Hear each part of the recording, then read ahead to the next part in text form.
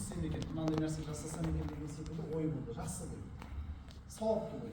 Бірақ сіз оны жүзеге асырмадыңыз. Фәләм яъмал, яғни жүзеге асырмаған үшін де Алла хадисте айтады, пайғамбарымыздың хадисінде, бұл хадис Бухари Муслимде келеді, имам Бухаридың хадис жинағында және имам Муслимнің хадис жинағында келеді. Катабаха Аллаху табарака ва тағала хасанатан камилатан. Алла тағала бір сауап, бір толық бір сауапты істі жасады дейді. Сол істі істеді деген бір сауапты береді дейді. Қараңыз, Алланың берді. Сіз жасамадыңыз, бірақ ойлаған үшін, соған ұмтылғаны үшін Алла тағала бір сауап жазып жатыр. Хадистің жалғасында айтады. Мән хамма бил хасанатин фали'амалха катабаха Аллаху 10 хасанатин иля миата да'фин иля да'фин касиратин. Ал кімде-кім бір жақсылықты ойлады және оны жүзеге асырды. Біреуге көмектескіңіз келді және оны көмектесіп, ойыңызда ойладыңыз және көмектестіңіз. Алла тағала оған 10 есе қылып сауап жазады дейді. Соны жасаған үшін, ойлап және оны жүзеге асырған үшін. Және хадистің жалғасында айтады, жаңа айтқанымыздай, Алла тағала оны 10 есе ғана қылып қоймайды. Оны 100 еседен тіпті 700 есеге дейін еселеп сауап жазады. Ал енді жаман нәрсе ойласақшы десе, дәл осы хадистің келесі мағынасы, тағы да бұл имам Бухари мен имам Муслимнің хадис жинағында келеді. فمن هم بالسيئة فلم يعملها كتبها الله عنده سيئة واحدة.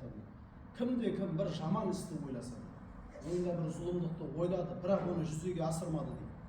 Нәпсімен күресіп, оны жүзеге асырмаған үшін Алла тағала оған бір ғана хасанаты, бір ғана жақсылықтың сауабын жазады дейді. Ара, сіз жаман ой ойладыңыз, бірақ оны жүзеге асырмадыңыз. Сіз оны жүзеге асырмай өзіңізбен күрескеніңіз үшін Алла тағала бір сауап жазып қойып жатыр сізге. Ал енді дейді, кімде-кім сол жаман нәрсені кімде-кім бір жаман нәрсені ойлады және оны жүзеге асырса дейді. Алла тағала оған бір ғана күнәні жазып қояды дейді, бір ғана күнәні. Бұдан байқайтынымыз, Алла тағала бізге бір жақсылық жасасақ, жүзеге асырмасақ та бір сауап жазды, жүзеге асырсақ 10 еседен 700 есе тіпті одан ары қарай еселеп сауап жазатындығын байқадық. Ал жаман нәрсе ойлап қойып жүзеге асырмаса да бір сауап, жаман нәрсе ойлап қойып жүзеге асырса да тек қана бір күнә жазып, бұл Алланың рахымы екен. Сондықтан сізбен біз тек қана жақсы ойда болып және оны жүзеге асыруға тырысуымыз керек екен. Хазірет Жүнайд Бағдади деген кісі бар, мынандай бір ғибрат оқиға мен сізге келтірейін. Хазірет Жүнайд Бағдади деген бір күні теңіз жағасында серуендеп жүріп бір мәжусиге кездеседі. Бір мәжуси кісі. Мәжуси деген отқа табынатын бар. Сол заманында отқа табынатын бір кісіні кездеседі. Әлгі кісіден сұрайды, мұнда не істеп отырсың деп мән-жайды сұрағанда айтады, балықтарға жем беріп отырмын дейді. Сосын балықтарға жемді не үшін беріп отырсың деп сұрағанда, сауап алу үшін деп айтады. Білеміз, Аллаға сенбейтін адамдардың бұндай әңгімесі әрине оған не көрінеді? Жат көрінеді. Сосын сұрайды, сен Аллаға иман келтірмейтін адамсың. Саған сауап деген нәрсе болмайды, бірақ не үшін жасап отырсың дегенде ол айтады, мен білемін. Маған сауап жазылмайтын, бірақ сенің бұл жасап жатқан ісіңді сенің Раббың біле ме деп сұрайды. Әлгі мәжуси. Сонда әлгі кісі әрине Алла біледі. Алла тағала басыр, иә? Алла бәрін көруші. Алла біледі.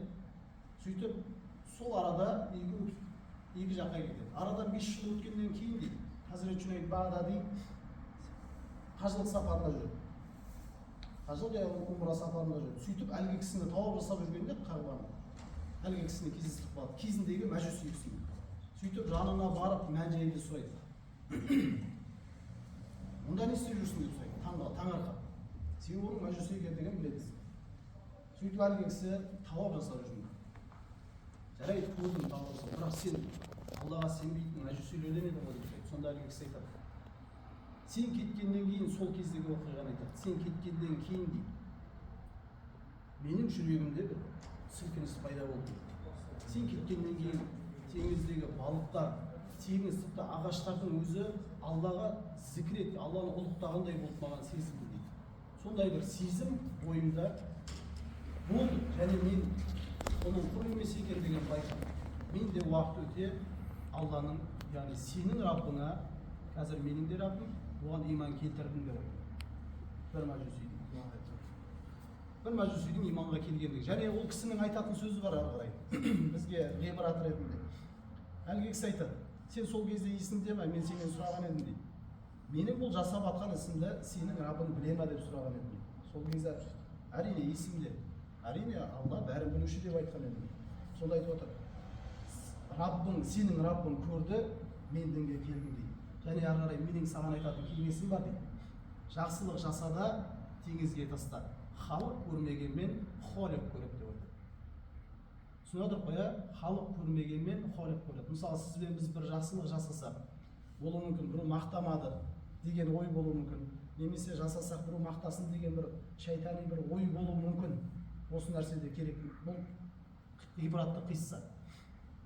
Яғни біз тек қана Алланың разылығы үшін жасауымыз керек екен әрбір нәрсені. Тіпті жасай алмасақ та оны ойлауымыз өлдің бізге бір сауап екен. Ал жасасақ, Алла Тағала мейіріммен еселеп сауапты арттырады екен. Бірақ енді сауап жасағаннан кейін де мынандай нәрсе бар. Сауап жасағаннан кейін де оны қияметке дейін сақтау дейтін нәрсе бар. Яғни мен бір сауапты садақа бердім мысалға. Болды, менде сауап бар деп жүре беру емес. Әлгі сауапты сақтау бар. Себебі рия дейтін нәрсе бар.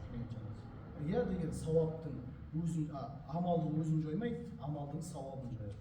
Осы нәрсені байқау керек екенбіз. Қандай да бір жақсылық жасасақ, оны тілмен айтпай, тіпті мысалға таң намазға келетін болсақ, екінің бірі таң намазға келе алмайды, жаздың кездері қиындау болады, нәпсіге алып.